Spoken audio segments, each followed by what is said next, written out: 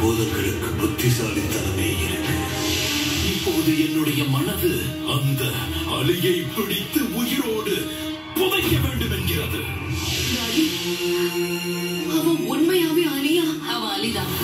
நான் உண்மையதான் சொல்றேன் இளவரசி. நொடிப்பொழுதில் கூறிவிடுகிறேன் எத்தனை தங்க கட்டிகள் இருக்கிறது.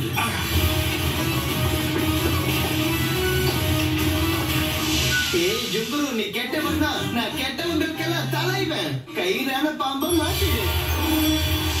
அவனை எப்பொழுது பார்த்தேனோ அப்பொழுதே இவ்வளவு தங்கத்தை ஒருவனுக்கு கொடுத்து நான் பார்த்ததில்லை. இதில் நிச்சயம் ஏதோ ஒரு சூழ்ச்சி அடங்கியுள்ளது. இல்லை,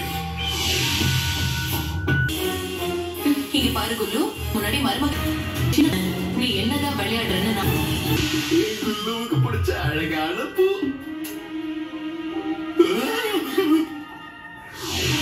நீங்கள் எது வேண்டுமானாலும் கூறுங்கள். இங்கு இருக்கும் செல்வங்களை எல்லாம் பார்த்தால் அவன் நிச்சயம் கொள்ளைக்காரனாகத்தான் இருக்க வேண்டும். அப்படி என்றால் இன்னும் எந்த நகையால என்னை வசியப்படுத்தினாங்களோ அந்த நகை இருக்குல்ல, அந்த நகையை உன்கிட்ட கொடுத்தது யாரு?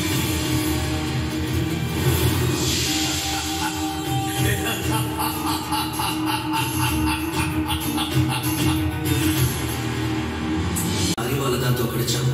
இப்போ இந்த அலியும் ஜஃபர் அறிவாலதான் தோக்கடிக்க முடியும்.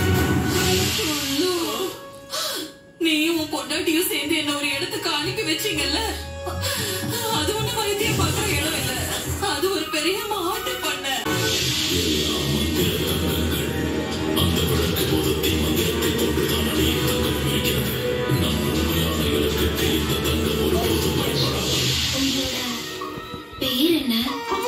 நான் தான் மங்கள் நாட்டுடைய தளபதி.